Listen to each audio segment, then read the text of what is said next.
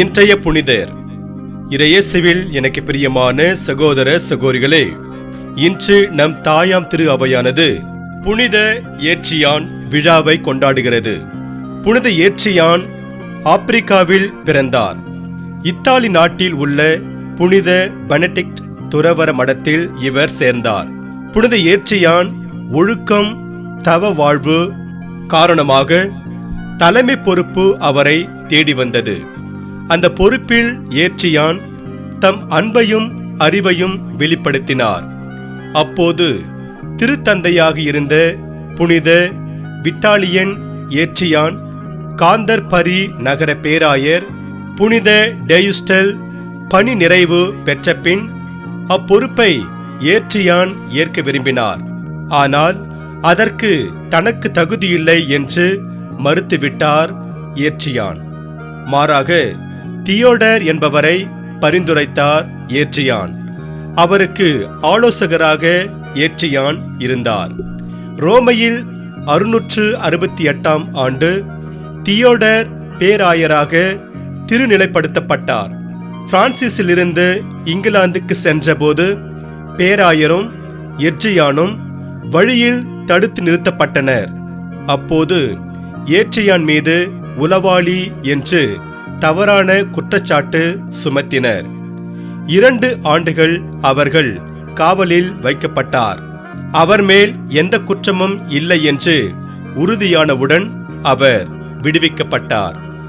இங்கிலாந்து சென்ற அவருக்கு அதிர்ச்சி காத்திருந்தது.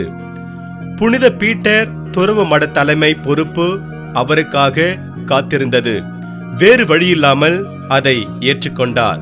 புனித பீட்டர் துறவு மடத்தை நிறுவியவர் புனித அகஸ்டின். அவர் மோனிகம்மாளின் மகனான கிப்போ நகரத்து அகஸ்டின் அல்ல, காந்தர்புரி நகரத்து அகஸ்டின் ஆவார்.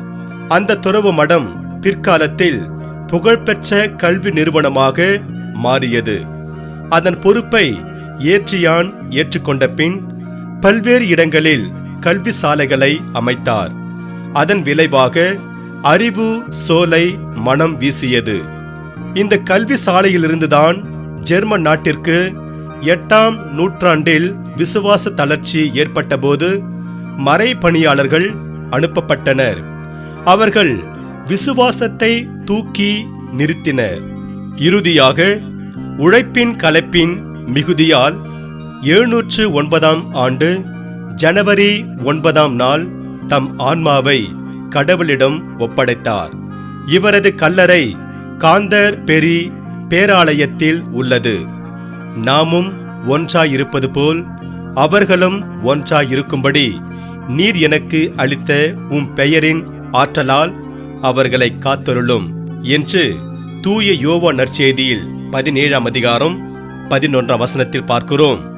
ஆகவே இறையேசில் பிரியமானவர்களே, நாமும் புனித ஏற்றியானைப் போல நாம் எந்த பதவிகளுக்கும் ஆசைப்படாமல் இறைவனின் பணியை செய்ய நாம் இறையருளை நிறைவாக பெறுவோம். இறைவன் உங்கள் அனைவரையும் நிறைவாக ஆசீர்வதிப்பாராக. ஆமென்.